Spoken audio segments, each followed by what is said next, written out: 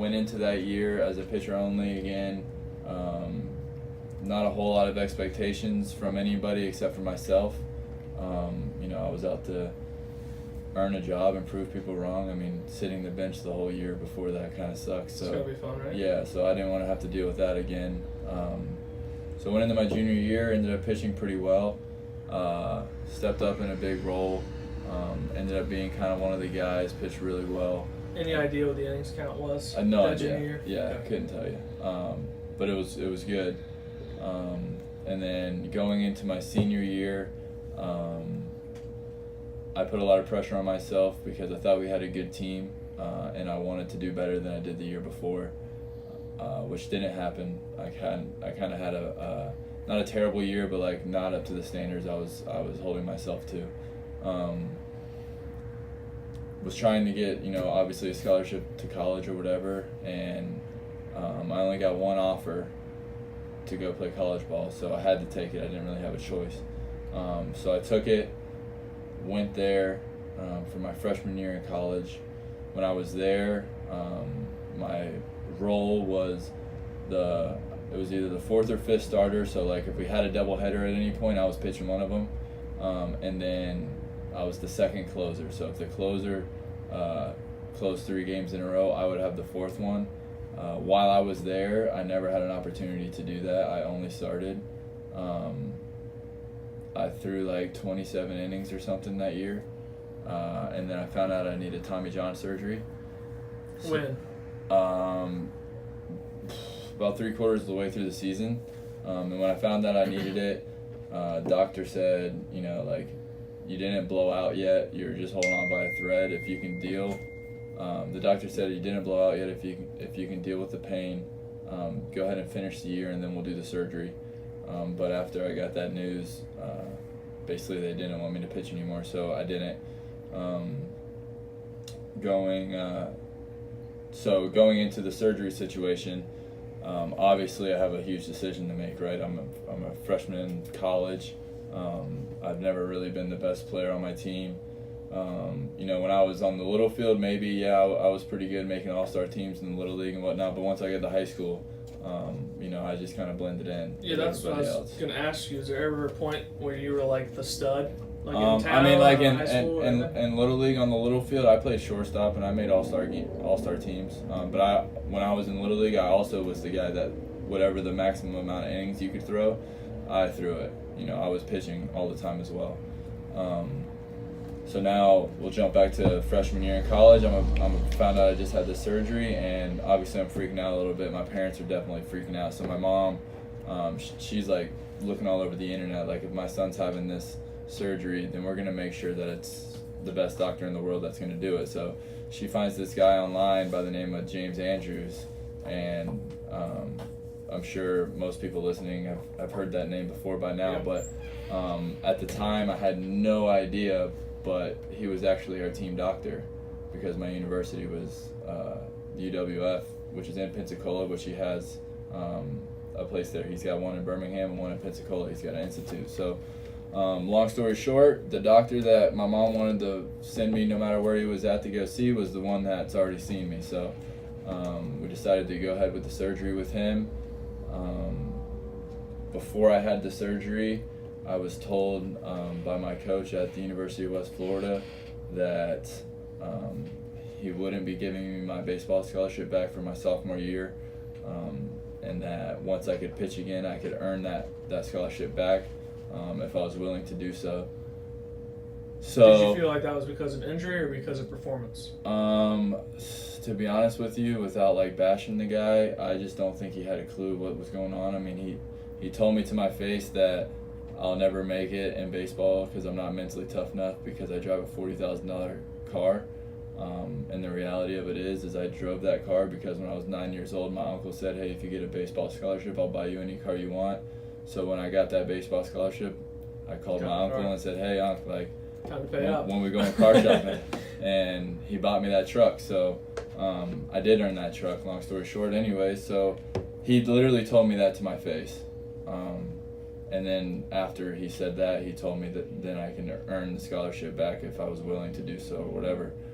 That was about, I don't know, week or two before the end of the season, and then the end of the season happened. He called each player into his office for like an exit meeting deal, and I went into that exit meeting, said some things that I felt like I needed to get off my chest, and he called me an hour later and offered me a full ride, and I said no thank you. So at that moment in my life, I knew that, or I felt that it was me versus the world basically, and I was about to have a huge surgery that, you know, guys come back stronger from sometimes, but just because you're having the surgery doesn't mean you're going to come back stronger. So I knew I had a lot of work ahead of me. So you're at this point, you just finished your freshman year of college. Yeah, just you're finished my 18 or freshman 19 year. years old. Yep. You're getting your elbow operated on. Yep. And you have nowhere to play. I got nowhere to go. So ironically, my roommate my freshman year, his name is Matt Collins. He played at UWF with me as well. He also found out he needed Tommy John surgery. But leading up to this, we both had talked about transferring together because we just weren't happy there. Yeah. And then found out we both needed surgery. You know, obviously you heard that he took my scholarship away, so he was about to do the same for him, I'm sure. So long story short, we left there together. He was from DeLand and had a good relationship with the head coach at Daytona Beach Community College, or it was Daytona State College at this point, I think. And he called me one day and was like, yeah, I think I'm going to go to Daytona. I just went and talked to the coach. He said I can use the field to like throw and stuff, even though I'm not on the team, and then he'll give me a chance to walk on when I'm ready. And I was like, well, shit, man. Like, call him and tell him that I want to do the same thing. Like, let's just go in this thing together. So sure enough, he calls me back a few minutes later and it's like, hey, he said to give you his number and for you to give him a call. So I called him up, had a short conversation with him, ended up driving down later on that week to meet him in person. Same deal, like, hey, whatever you need, the facility is yours. You know, if you need to throw or run on the field or whatever it may be, just make sure, you know, we don't have practice at that time, whatever. So found an apartment, moved in, and at this point in time, I'm going into my sophomore year in college. I'm not a baseball player. I'm just a student, which was different. Mm-hmm. And there was nobody there to tell me where I needed to be and when I needed to be there for baseball. It was just basically up to me. So what were you doing for rehab at this time? I went to like the standard 3 weeks after surgery or whatever it is that the insurance company pays for. I went to that. But as you know, Tommy John surgery takes longer than 3 weeks. So basically, the Andrews Institute printed out like this huge stack of papers of like the program to stick to, right? And me and my roommate both got one because Andrews did his as well, but he did his like 30 days after mine, so he was a month behind me. And we both had that stack of papers, and basically like we went through it day by day, and we did it together every single day. Like there was times where he would literally come wake me up and be like, yo, we forgot to stretch, and we would go into the living room and like stretch each other's arms. We were jumping little league fences that said no trespassing just so we could have a field to throw on because we're tired of throwing in our apartment parking lot. So like we were doing everything that we possibly could. You know, we were working out every day, running every day, pushing each other every day. Did the rehab part of it, which lasts like 9 months, right? So now we finished both semesters at Daytona Beach. We had been long tossing. We've been doing our whole long toss program, and we're going into the summer of my sophomore year. We were both fortunate enough to have an opportunity to play in the Collegiate Wood Bat League in Central Florida. Leading up to that, when I was 9 years old, I used to go to a guy named Jeff Deerdorf for hitting lessons. He was still playing at the time. We got close, families got close. He became a good family friend of ours. Now he's a Yankee scout and I'm in college. And because he's a scout, he has relationships with all the universities and colleges around here. So I reached out to him asking him, you know, if he could watch me throw a bullpen and then talk to like the community colleges and whatnot around here to see if they'll come out and watch me and be willing to give me money to play at their school. Because at Daytona Beach I was only able to have a walk-on opportunity. So after communicating all that, next thing you know, Jeff was like, yeah, let's do it. I'll meet you up at Bishop Field over in Claremont. So I went there. I went to Bishop Field. I brought my best friend, Gary Decker. I don't even know if he had catching equipment on. I don't remember. His sister was there. Both of our dads were there. I'm throwing on the game mount at Bishop Field. It's like my third or fourth bullpen post-surgery, so I'd only been off the mound a couple times. And before I had the surgery, the most I ever thrown in my life was 89 miles an hour. So I'm out there, Bishop Field, throwing my bullpen. I throw a couple fastballs, and Gary's little sister, Hannah Decker, is holding the radar gun, and she's like in second grade or something at this point. And Jeff's like, hey, Hannah, like, how hard was that? And she's like, oh, 92. And he's like, no, seriously, how hard was that? And she like turns the gun. She's like, no, really, 92. And then at that moment, in my head, I kind of heard it, but like I'm a little bit blacked out at this point too, because I'm locked in, because I know that this is like kind of a serious thing. Even though Jeff's a family friend, like it's a business, right? So he's got to do his job. So he starts walking back behind the plate where Hannah's standing, and I continue to throw. And I finish up my bullpen, and I walk over and meet him on the third baseline, and he looks at me and he says, Shane, do you want to play professional baseball? And I thought, like, well, doesn't everybody want to play professional baseball? It's like a rhetorical question or something? So, long story short, basically asked when I could do that again. And I didn't really know, because I was just rehabbing really still. So I was like, I don't know, give me like 5 or 6 days.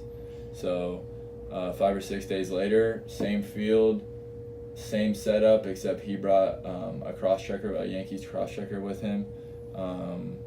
Through the bullpen, same deal. I was touching 92.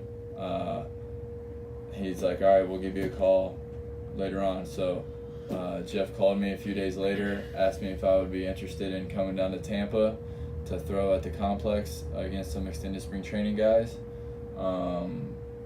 Went down there.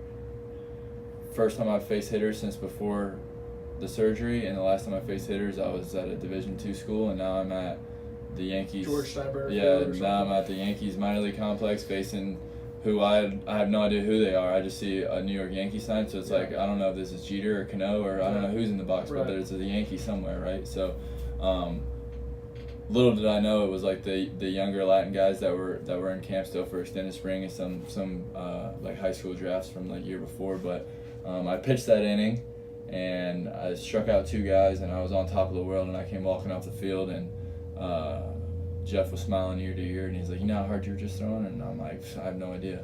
He's like, you were just 93, 94. And I couldn't believe it. He couldn't really believe it. Left. He called me, said, when can you do that again? Long story short, went down there, did it one more time. This time it was the pre-draft showcase, where I didn't pitch well at all. It was terrible. They didn't have it set up like a true game. It was almost like a simulated BP kind of thing. Screen out? Yeah, like I had an L screen in front of me, but there was no turtle, no defense, kind of deal. Couldn't even throw a strike hardly. Came off kind of down in the dumps. Jeff came up to me and said, hey, you were 94 the whole time again, and that's really all we needed to see. Call you in a few days, let you know what they're thinking. I'm like, all right, cool. So this is like a week before the draft? All this happened like literally probably 20 days before the draft. Like it all happened fast. And the pre-draft thing was a few days before the draft. Draft day, I'm like, hey man, should I pay attention to this thing? And he's like, yeah, pay attention after the 10th. I'm like, all right. Pull my computer up, pull it up, turn the volume up, and I just start playing Call of Duty, and I'm playing Call of Duty, and I'm playing Call of Duty, and next thing you know, my computer's dead, but I don't even realize it because I'm playing Call of Duty. And then my dad and Gary's dad come running into the room, jumping up and down because I just got drafted by the New York Yankees, and I had no idea. So what round? 15th round, and I don't know the exact pick, which is something I should probably know, but I don't. So then I got drafted. So let's stop real quick there. What's going through your head from the time that you throw from him the first time at Bishop Field in Claremont to this like the second time you're going down there for the showcase, the pre-draft showcase? Nothing. It's all happening so fast. It's like You didn't even have I don't to even know realize what's going on. exactly. I had no idea like how important everything was. Like Yeah. it all happened so fast. It was just like I'm on a baseball field with a ball. I haven't need to played. throw it, yeah. I haven't played in a year, so like I Yeah. don't have any like anything that really feed it. Like You're not thinking like fingers on yeah, top like of I got slider, nothing. I'm just yeah. gripping this thing and all adrenaline and ripping it right. Yeah. And they draft me.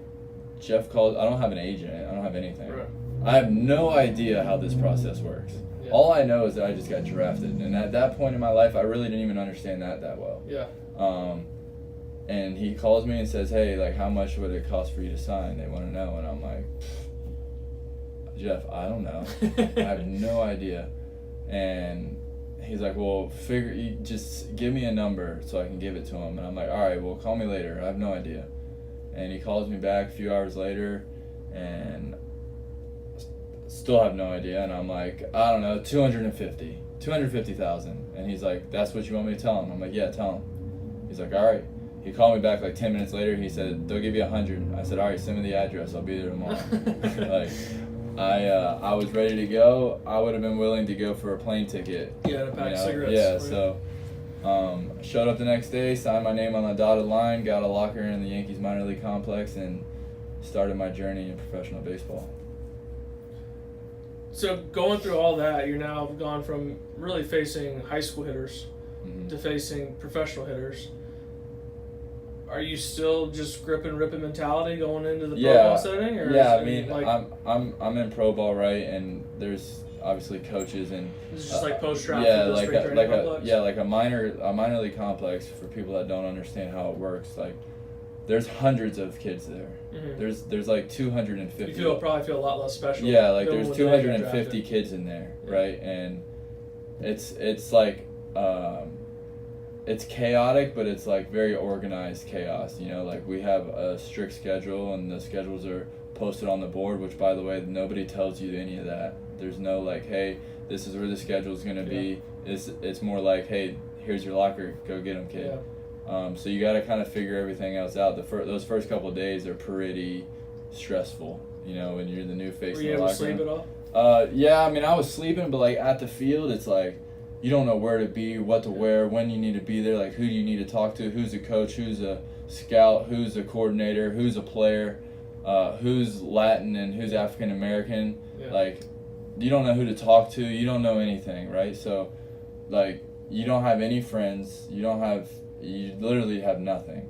And coming from where I came from, like, I wasn't like the cool kid that went to LSU or like just got done playing in the College World Series. Like, nobody knows who Shane Greene is. I don't even really know who he is, really. Yeah. You know, I'm 20 years old or 19 years old. I just got drafted by the New York Yankees. I have no idea what's going on. But I played rookie ball, pitched well. You're starting at this point, right? I'm not because of my injury Okay. for the whole Tommy John thing. I'm So still like kind of rehabbing, so they put me immediately on like a rehab schedule. So it's scheduled innings. Scheduled innings, scheduled pitch counts, like they're watching over me, right? Yep. I pitched pretty well. I think my last couple ones were ugly, like really ugly, and then they just shut me down. And then I mean that was my journey. I went every step of the way. I went rookie ball, short season, low A, high A, then I repeated high A, and then that year made the All-Star team. And high A got moved to double A. We won the whole championship in double A. I set like some sort of like first pitcher to win the playoff clinching game, and then all 3 games in the playoffs to win it, something like that. And then went in next year to big league spring training and almost made the team out of camp, and then ended up getting called up that year. Is Charleston like the best minor league city to be in? I don't know if it's the best, but it's got to be close, man. That place is, I mean, it's like 8 The stadium's sick too. Well, as a professional athlete, Yeah. A male professional athlete, playing in a city that's like 8-to-1 female to male ratio it's not going to be terrible. Right. But there And it's it's like Charleston on top of it. exactly, and I don't know if you've ever been to a game there, but like Thursday night there, they do Thirsty Thursday. Okay. So they got dollar beers going. But in the left field complex, concourse, they have like a DJ booth and like a open concrete, obviously because the concourse like dance floor, and there's a DJ going the whole game, like the DJ doesn't stop. Just like a nightclub that just happens to be in the stands. And multiple times the umpire has to stop the game to tell DJ Natty Ice to turn the. Is that really who it is? That's DJ awesome. Natty Ice to turn his volume down. So playing there was crazy, a lot of fun. I mean, the minor leagues, there should be, if people knew how the minor leagues worked and like the grind, it would be like there would be more people at the games. Yeah. Because they would appreciate Right. what we go through down there. It's crazy. Yeah. Yeah, we touched on all that with Matt. So that year that you were in high A and made the All-Star team, was that when you were minor league pitcher of the year for the Yankees? Yeah. So you said there was a big change. We've talked about this a little bit before between going into the season before that, where you're kind of like just another guy in the farm system, to you made a few adjustments and then you became minor league pitcher of the year. So if you wouldn't mind talking about that a little bit and like the mindset change you went through. So my thing is, like, this is what happened, right? Is I signed a professional contract and want to be the best Shane Greene I can be, right? I want to make it to the major leagues just like everybody else that's in my locker room. So I'm doing everything that I possibly can. All I'm being told is how good my stuff is, right? But like I never had results on the field.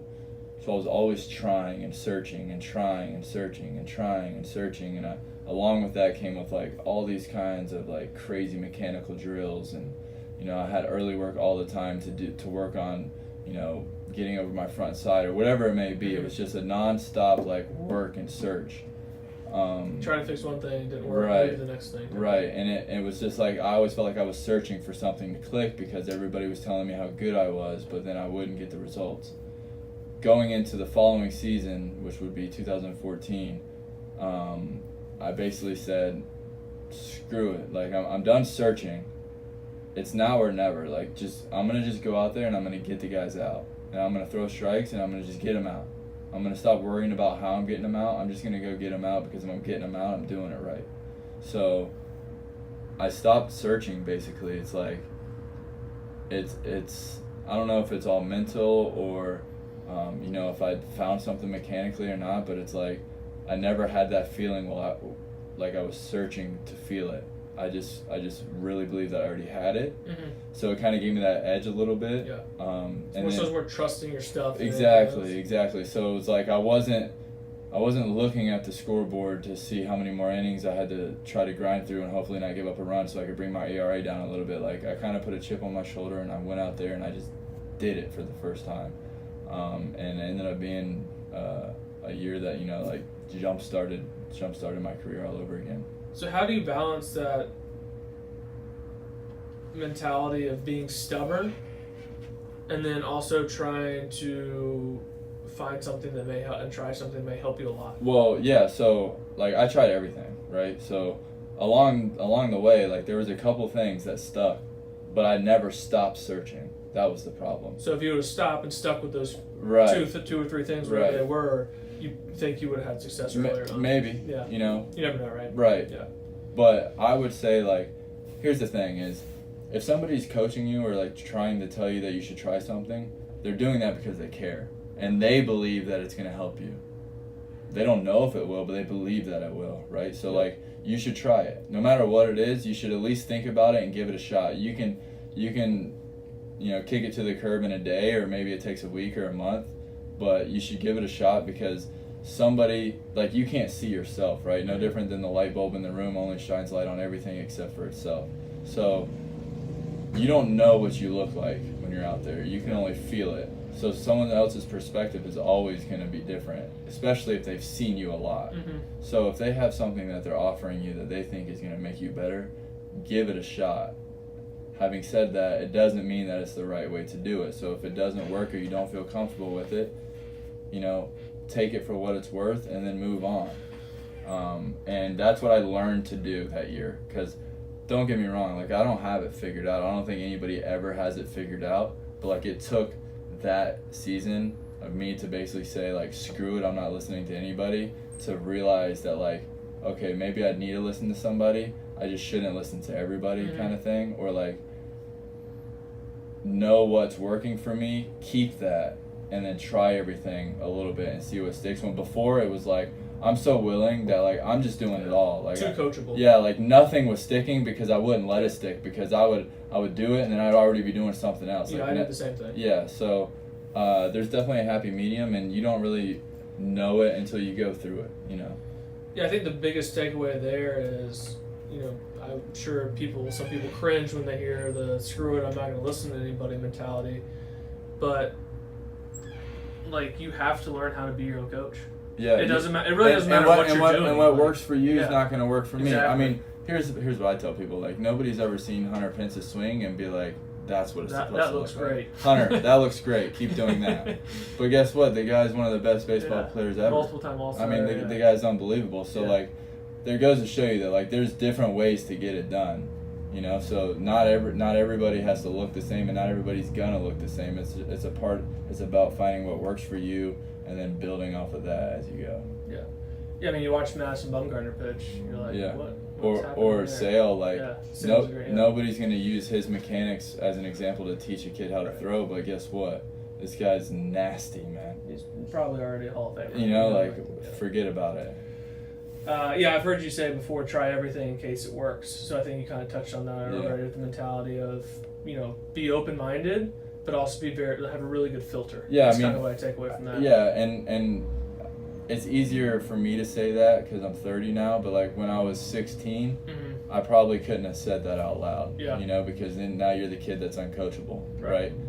So there's definitely a happy medium. Like, when you're in your teenage years and your low 20s, like, the people that are coaching you have been through more than you probably have yet. So, like, they're teaching you through their experiences. Doesn't mean they're 100% correct, but, like, you could probably take something from them. Right. You know? But those are the years that you're going to learn the most about yourself, so that when you hit that 20-22 range, you know what works for you, how it works for you, why it works for you, and then you're able to be your own coach. I personally don't think you can be your own coach fully until you've had those experiences. Like, you can make your adjustments, sure, because of the coaching you've had, but you can't just go full out on your own until then, at least.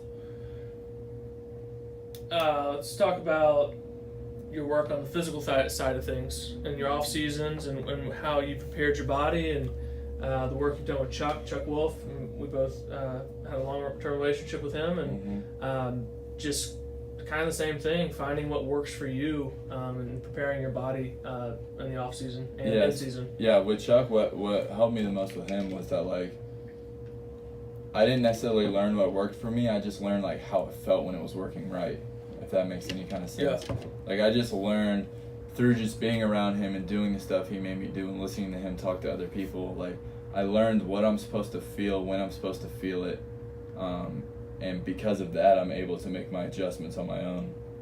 But as far as, like, my off-season program goes, like, I'm the type of guy that's, like, driven off of paranoia, right? I'm paranoid of failure. So, like, as much as a lot of people say, like, you shouldn't be driven by that, like, that's literally what drove me, is the paranoia of feeling that you have when the manager comes out to take the ball out of your hand because you didn't do your job. Like, that feeling is what drives me. So, that being said, like, I also like to travel a lot in the off season. So what I always did was, I would normally go work out with Chuck early in the morning, right, and do our program and do our thing. And then in the afternoon, I have nothing else to do, so I would normally go do something. Like, one year, every other day, I went and ran football routes because I thought it might make me more explosive and more athletic. One year, I was doing yoga 3 times a week for, like, the first 2 months in my garage. You know, I get a gym membership at, like, a LA Fitness and go in there and do, like, the row machine. I was doing something because I felt like if I was sitting at home, like, I was just doing myself an injustice. And then on top of that, like, vacations and stuff, you're not going to work out every day you're on a vacation either. So I tried to make up for lost time during that time, and Chuck would always yell at me and tell me I was overtraining. So I had to be careful with it, but at the same time, like, I'm not a super physical human being either, you know. So I had some You were genetics. touched by God. Yeah, type like thing. I had some genetics not working in my favor. So doing those things, you know, help like kind of level that out. Yeah, I don't think people realize that with the majority of professional baseball guys, minor leagues on up, a lot of the off season is spent undoing the compensations that you create in the season and like getting back to normal. I mean, all day, every day of my job, I transfer all my weight from one leg to the other while rotating as hard as I possibly can in the same direction over and over and over and over and over and over and over every day. And moving your arm as fast as I can. So like, whenever I cannot do that every day, I gotta try to make up for the lost time, you know, and get the body to feel right. And I mean, the game of baseball at the professional level, especially in the minor leagues, when you're riding those buses, I mean, it's just a toll on the body. You're riding a position player is going to play a game in the minor leagues that start at 7 o'clock at night. We're going to get on a bus around 11:30 or 12, drive it. Well, we're not driving, but we're on the bus for 10 hours. You're going to get off the bus at like 6 in the morning, and then you're going to play again that night at 7 o'clock at night in another city in the minor leagues. So you have what? And then 4 you're or 5 hours in a hotel room, and then you're judged on your performance after riding a bus for. You see what I'm saying? So like, it's an absolute grind down there. So. And you don't have enough money to buy food. No, I mean, if you were a top rounder, then yeah, you're doing all right. But even then, like, they're not making enough money during the year to live off of. So now they're using the money that's supposed to last them the rest of their life. Yeah. You know, just to survive. So, I mean, it's crazy, man. All right, so you've been in the majors for most of how many years now? 5 seasons, 4.5 years. Okay. Ish. Let's talk about experiences in the big leagues. I know obviously you could probably spend 3 days talking about what you've learned in there, but if you can try to break it down to a few key points and, you know, things that are easy little nuggets to pass on to other people. So, first I'll share my big league experience as far as like being close to making it and then like making it. Okay, so the year that we talked about when I won the minor league pitcher of the year, that was 2013. 2013 was also my first big league spring training. Went to big league spring. I was cut like the first cut. Basically, I was there because it was the World Baseball Classic year, so they needed extra players basically. Then I pitched really well that year, and then went back to big league spring training in 2014. This whole time I had been a starter my whole career, right? So I ended up making it to the last day of big league spring training, fighting for the last bullpen spot. It was between me and Dylan Patanzas, who I was really good friends with at the time too. Yeah. Well, we still are, but really good friends fighting for the same spot, right? So it's like friendly competition. We're both excited for whoever gets it, you know. At the same time, we both really want it. So not bad guy to compete with. Right. So I gotta go like get a suit because I'm going to the field for the last day of spring training, and after this spring training game, we're getting on a plane and flying to Houston for opening day. So like, I need a suit. I'm about to be on a big league plane, right? So I bring a suit to the field with me and everything, and then after the game, boom, they call me in. They tell me obviously I didn't make the team. But not only did I not make the team, because I hadn't been built up to be a starter, I'm going to stay in Tampa and extended spring training to build up to be a starter.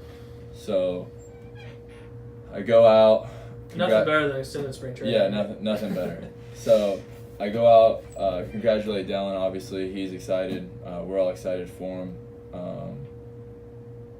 Leave the yard, go home, gather my thoughts, start my process of building up to be a starter, right? It was like 4 weeks or something goes by.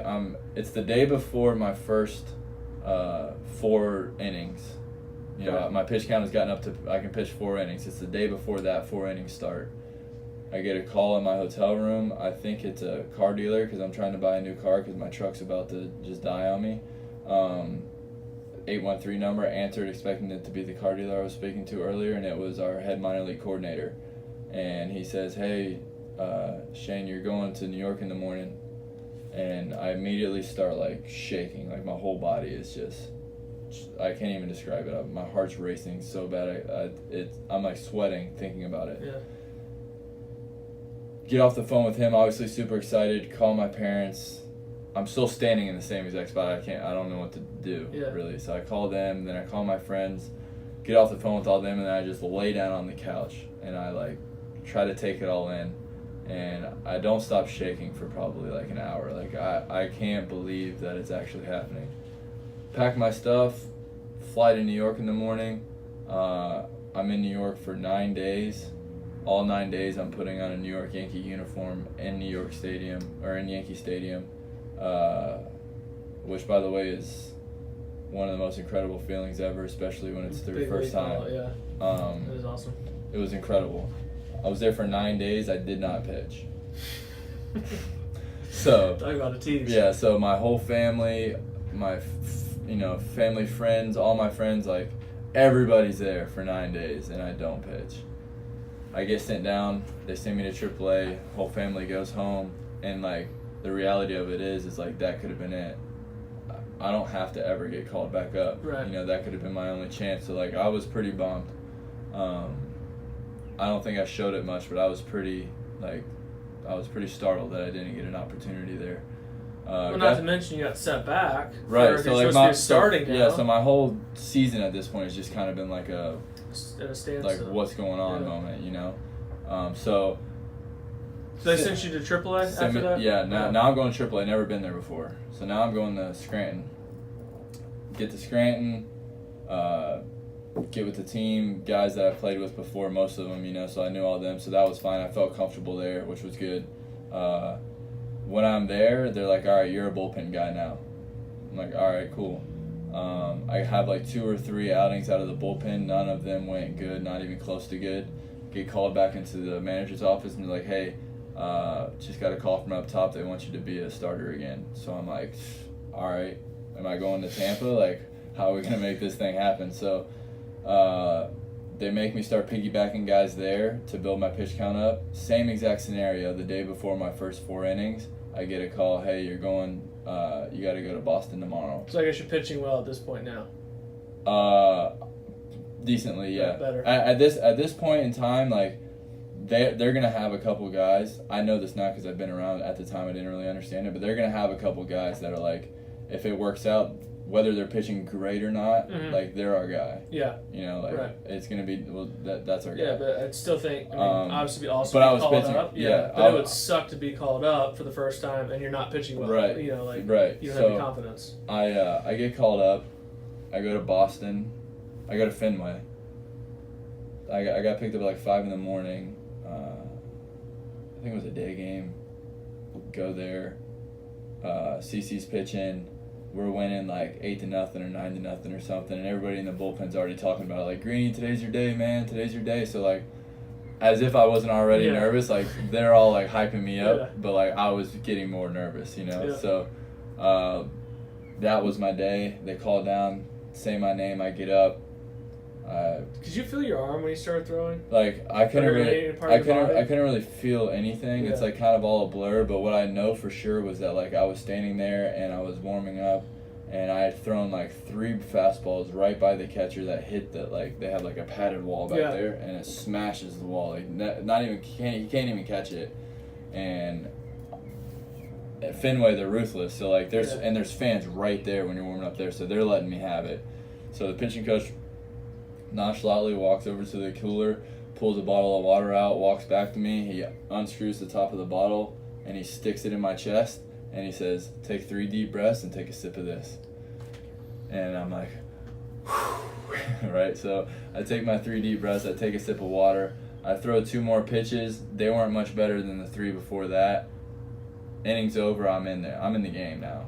They open the door, and so you haven't even thrown like, I mean, like Rick Vaughn at this point right now, like all over the place. I'm all over the place. And you my have to first run out my first few were good. Like, okay. I'm loose. Yeah. I'm loose, but like, my nerves are going so much, like, I don't have a clue. And I run out. I run out of the gate, and I'm running towards the mound, and like that between the gate and the mound is like the blurriest thing for me, which is what I wish I could remember the most, because that feeling I can kind of feel when I think about it, but like, I don't remember seeing anything. But at the same time, if you were actually conscious enough to take that in, don't you think it really would have messed you up mentally? Yeah, 100%. I think like that would be, it's one of those things where you look around and you step on that mound and the ball is just, and everybody tells you like, take a deep breath and take a look around because you only get one first, but like, I don't even know if that's really possible. At least it wasn't for me. Yeah. So I got there, and at this point, I'm like, all right, Shane, first warm-up pitch, like, don't throw it to the backstop.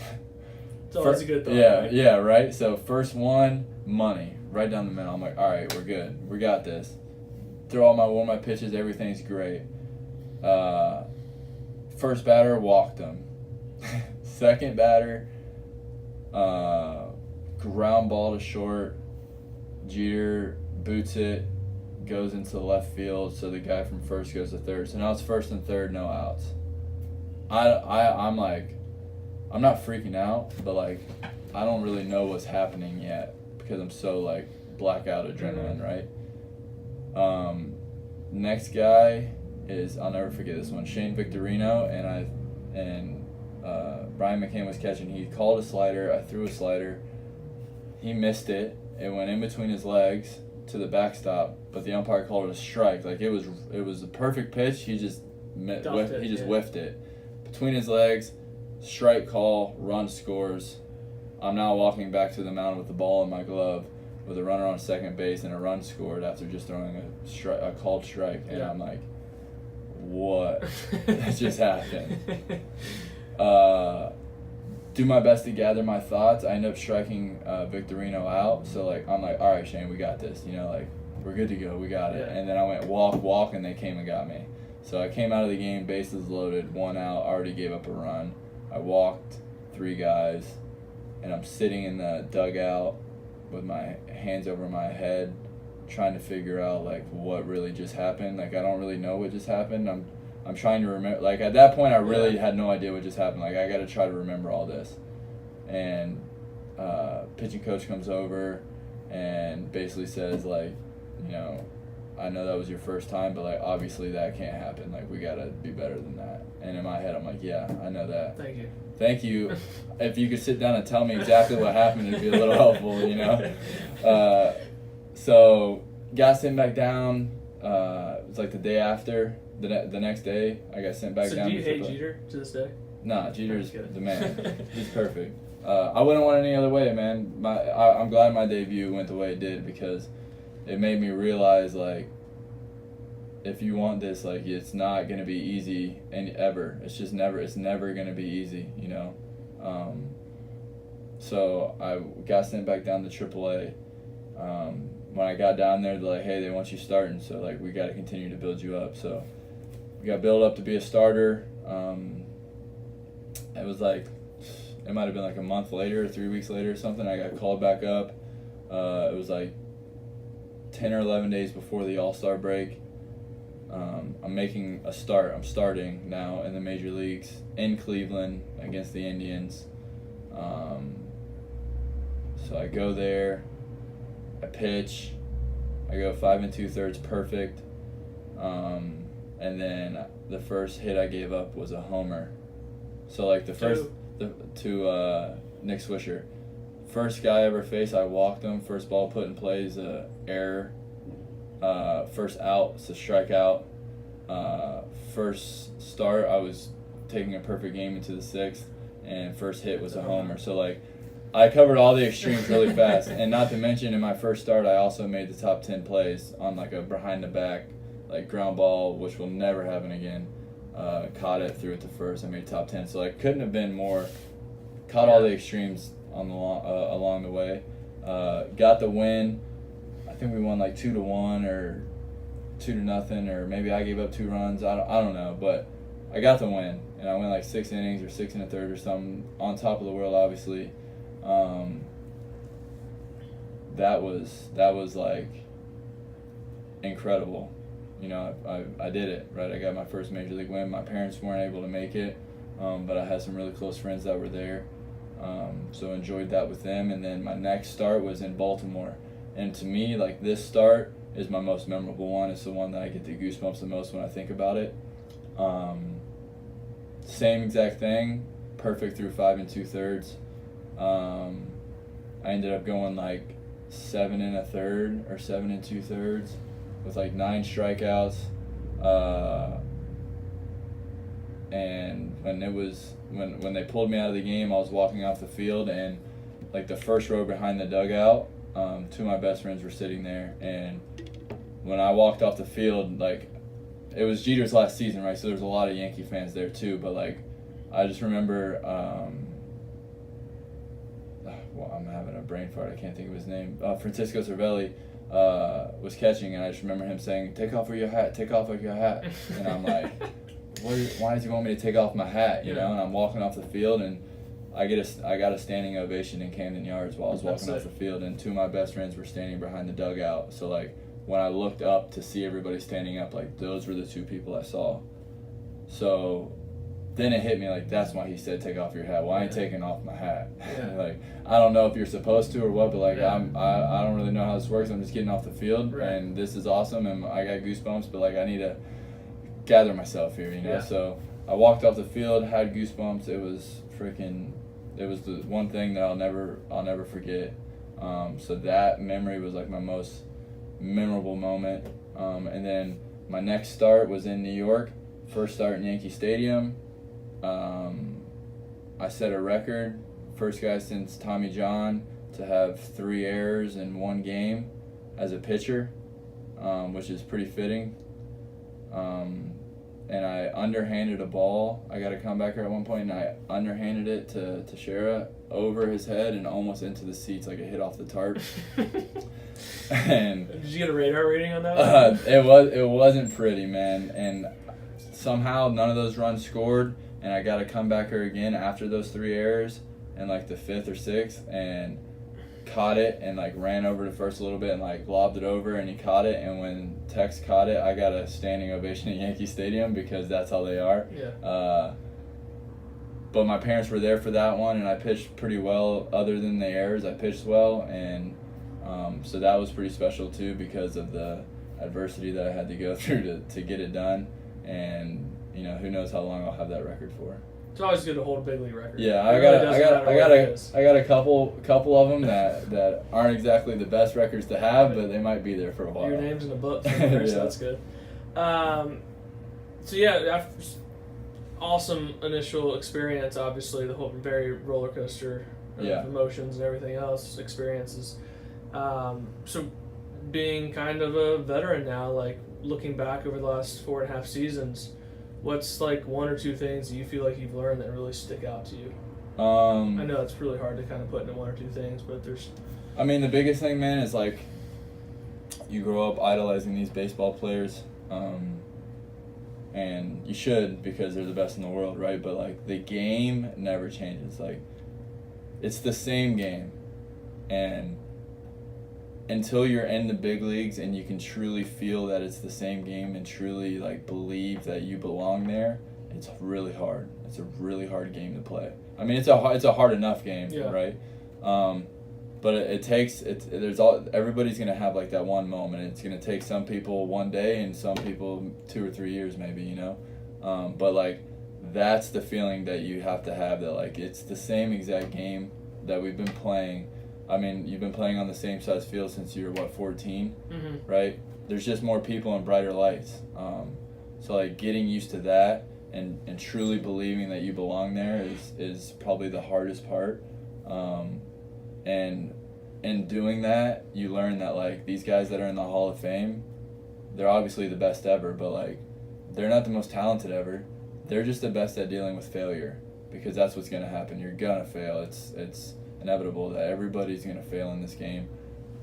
It's about how you handle that failure and how like quickly you can get over that failure and move on to the next game or the next pitch or the next at bat or whatever it may be. Those guys in the Hall of Fame, they're the very best at doing that.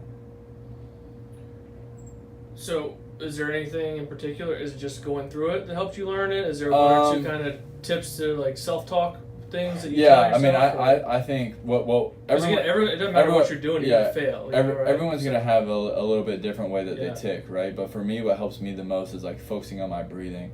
I learned that at a really young age. My uncle was in the military, and he was a boxer in the military, and he actually trained a couple Olympic boxers. And if you ever watch like a boxer training, like when they're hitting when they're sparring or whatever it is, like you always hear like the tss, tss, tss, tss.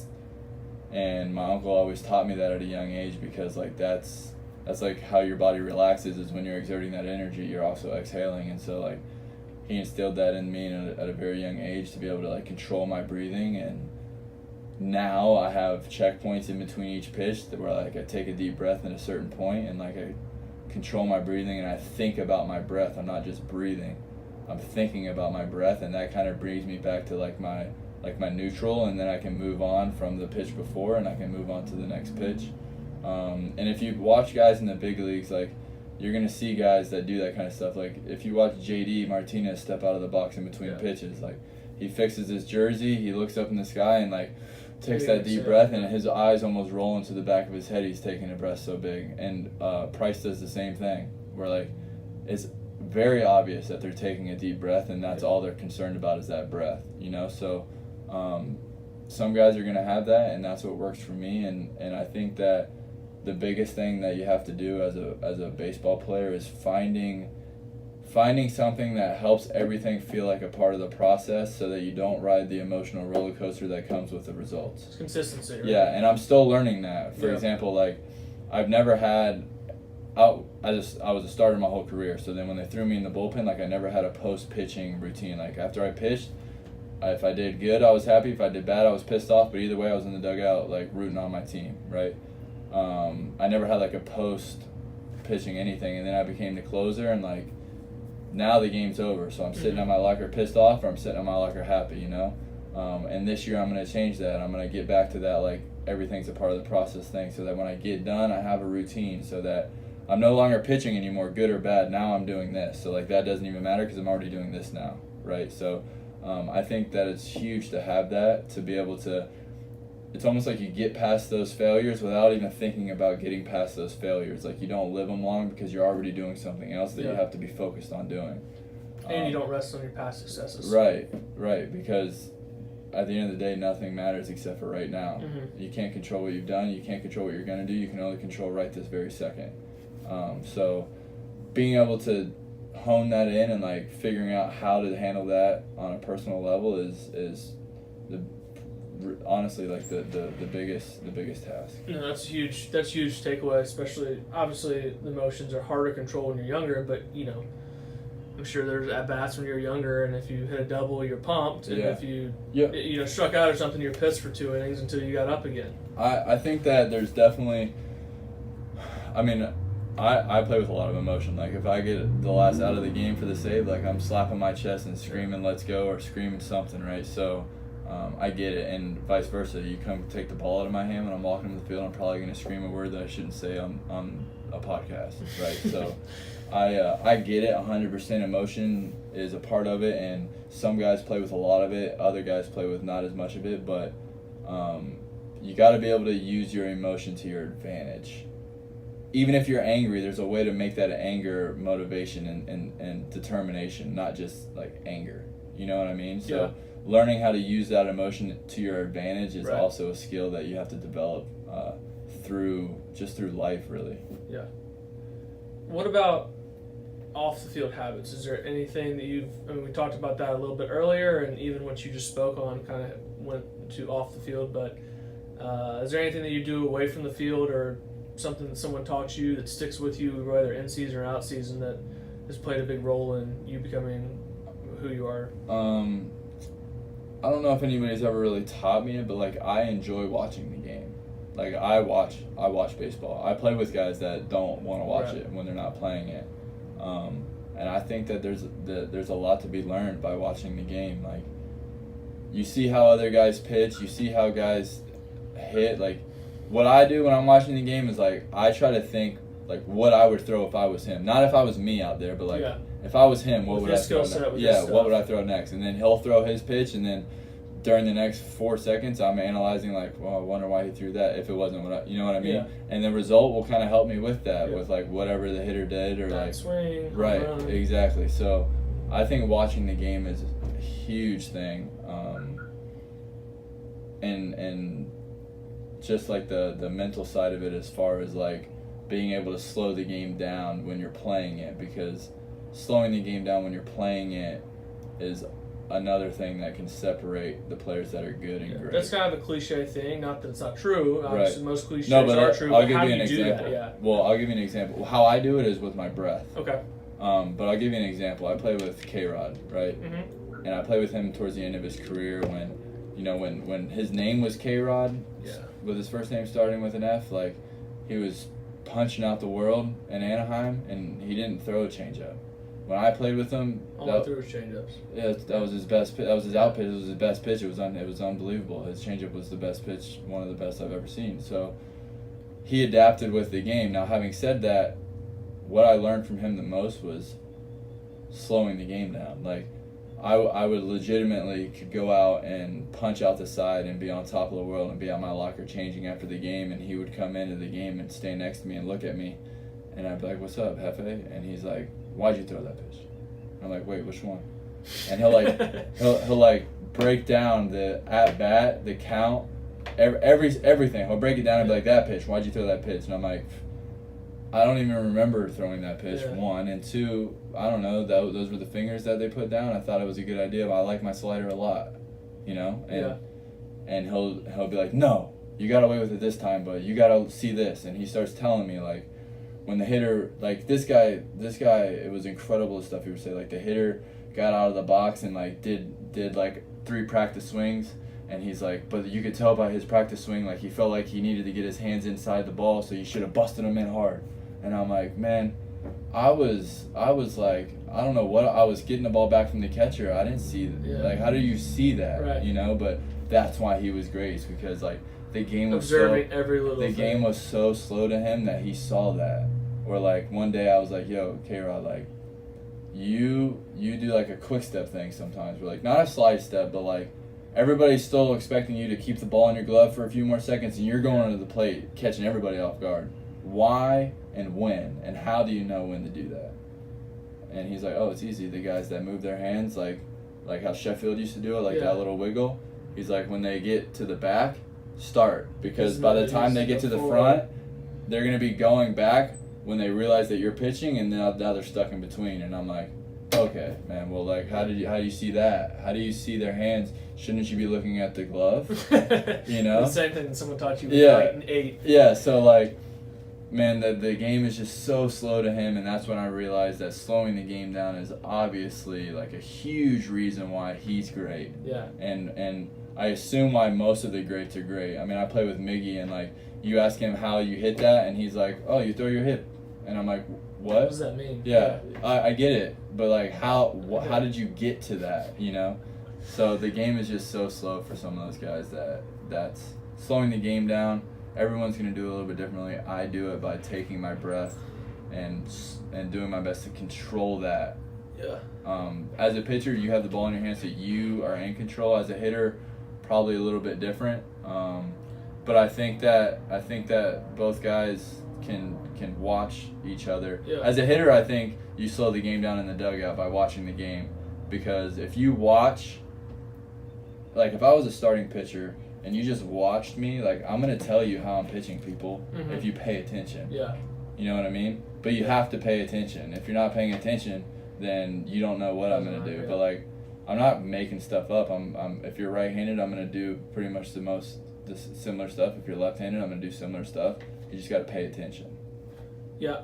I mean, the thing that it sounds like it keeps coming back to is just not letting your emotions control you. No. And, like, mastering your emotions with your breath, doing those little things so that it's not ever a chaotic state whenever you're performing, basically. Yeah. And again, that goes across all sports, and really, like, I mean, it goes for everything. Really, A good friend of mine's uncle is in the military, and he's, like, really high up in the military, and he does, like, he's the kind of guy that goes over with, like, him and 2 other guys, and they're over there for a couple months on a mission that nobody knows about, and nobody, like, he's one of those guys. And I spoke to him about that, like, about his mental side and, like, what he's thinking during his training, even, like, his breath and everything. And he says the same exact thing. Like, if he's not controlling his breath, and I wish I could remember his saying. It was, like, slow, smooth, and sexy or something like that. And he's like, when he's going through his training to, like, break down the door of a house and clear the house, when he's doing it, he wants it to feel like it's in slow motion. And so that way, when it's in real motion, like, he's prepared for anything to happen and he can react to that. But he even emphasized like the breath and the controlling of the emotions, because obviously that's a pretty serious situation, right? So his heart rate is life or death, a little right, bit more serious than right. So his heart rate has got to be through the roof. So like the same thing for him is for us, but his is life or death, and mine's on a baseball field. You know, so I think that if you can take that in that house like he does, then you can take it anywhere, and it's gonna be effective. All right, let's switch gears. Get into your personal life a little bit. Would you consider yourself Detroit's most eligible bachelor? Most eligible? I think I'm pretty eligible. There's only a few single guys on the team. I would probably be the one most willing to do it. Yeah. Okay. Yeah, I saw an interview with you last summer or sometime, and you said that you would be a really good fit for being on The Bachelor. Yeah, well, and then Nick told me that I'd be terrible. So Nick Castellanos. Yeah, so I don't know if I'd be good, but I mean, I might. Do you watch the show a lot? I used to. Okay. I don't really watch it anymore, but I just think it'd be overwhelming.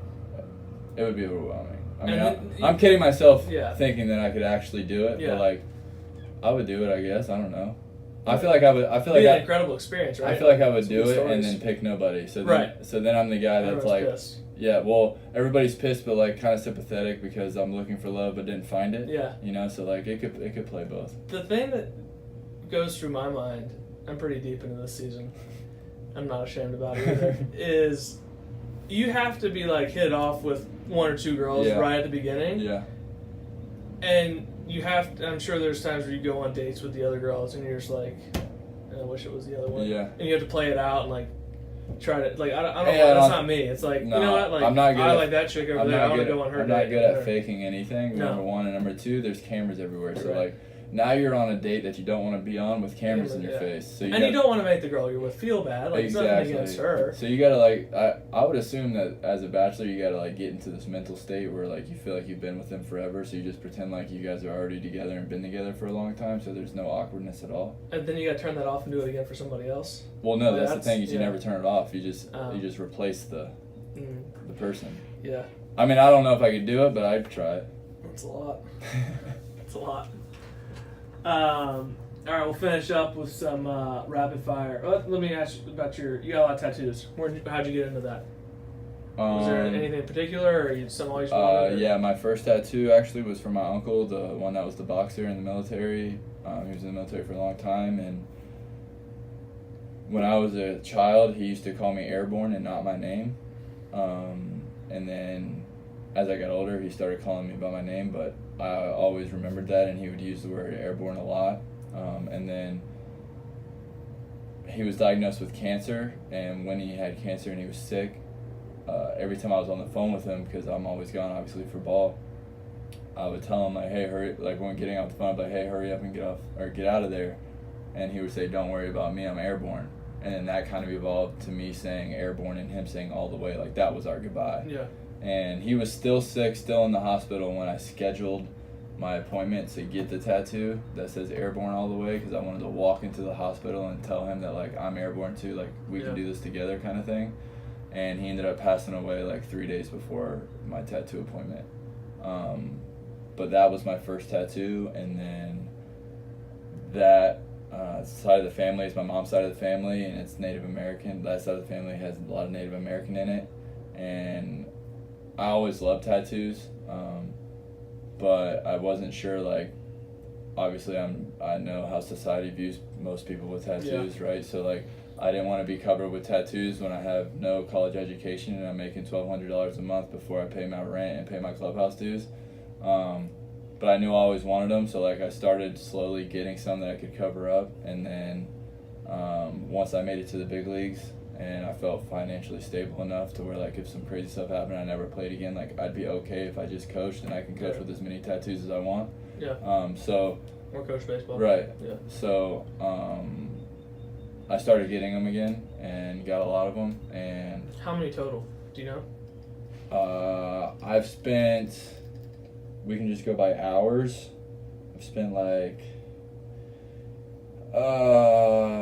probably 40 something, maybe 50 hours, 40 hours ish, getting a tattoo. But I got teepees on my chest. You want me to run through them all? Sure. I got teepees on my chest because home is where the heart is. I have a skull with an Indian headdress on my shoulder. That was actually my second one, and I've always wanted it. So because of the Native American thing, I just thought it looked cool. So I got that. On the inside part of my arm, I have a Native American prayer that's written by a guy named Thomas White, which was also my uncle's name, who passed away, which is ironic. Yeah. And a part of the prayer that I got is, I seek strength, Father, not to be superior to my brothers, but to fight my worst enemy, myself. Then the back part of my shoulder, I have an American bison, which is one of the only, if not the only, animals in the world that walks towards the storm and not away from the storm. On my forearm, I have a wolf headdress, because wolves are very family oriented. Pack mentality. Right. And I have a kind of a small family, but we have a lot of very close friends who I consider family, so that relates to me very well. Dream catcher, I've always wanted a dream catcher, and obviously it takes away the bad dreams, so you only have the good ones, so that's cool. And then around the dream catcher, I got allow your journey to be your strength, which is something that I basically just started saying one day. I don't know where I came up with it, but I came up with it. So I got that, and then on my right wrist I have family first. What about your leg? Oh, and on my leg I got, it's new, so I forgot. On my leg I got don't worry, be happy, with a smiley face and a sunrise. And honestly, since I've gotten that tattoo, I've been way happier, which is kind of... Do you feel like you look at it reminds you, or just mental state? It kind of started off as a joke, the first week that I had it. Anytime that I got frustrated about something, one of my friends would be like, don't worry, be happy. And I'm like, you're right, don't worry, be happy. And now it's what am I really worried about? Right. Cool. Really cool. All right, so finish up some rapid fire questions here. Best hitter in baseball right now? Mike Trout. Best pitcher in baseball right now? Best pitcher, starter or reliever? Yeah. Doesn't matter? Doesn't matter. Chris Sale. Favorite movie? Well, no, I got to take that Okay. back. DeGrom Okay. is the best pitcher. I mean, that stuff that he did last year was ridiculous. Yeah. Both Atlantic Sun guys that we played against. Really? Fun fact. Favorite movie? Shooter. Good one. Favorite artist? Musical artist. Unless you're into painting. I'm not super into painting. Favorite artist? I guess I'll just say Drake. I gotta go with Drake. Okay. You're that mainstream? Yeah, I think you'd be deep track guy. No, I mean I listen to a lot of stuff. Paper. I listen to a lot of stuff, and some of my teammates would say that a lot of it is terrible. But you put on a Drake album, I'm never gonna want to skip to go to the next song. Gotcha. So he's got to be my favorite. Are dinosaurs real, or were they ever real? No, God no. Okay. Not even close. We might do a whole podcast on that next off season. Not even close. All right, so finish up. Question you'd like to ask everyone, and then is there a way that we could probably maybe throw this on your Instagram, or have people actually respond to you? Would you mind? My question? Yeah, and then if we post it somewhere, Yeah, and we get can a do few that. responses. Yeah, we can do that. So Okay. my question is, if I were to walk into my backyard and dig a huge hole and fill that hole with water, I would have built a pond, correct? Yeah. I'd agree with that. Yeah. Okay, so if I built a pond, I then would be the creator of the pond. Can we agree on that? Yes. Okay. So now there's a pond that I created. I'm the creator of the pond. Algae begins to grow in the pond. Did I create the algae, or did I only create the pond? That's my question. There you go. Deep thoughts from Shane Greene. All right. Thanks a lot, Shane. Best of luck. Looking forward to following you this season, and just really appreciate your time. Yeah, appreciate having me on. See you guys. Awesome. Thanks, man. It's Yeah. great. Enjoyable.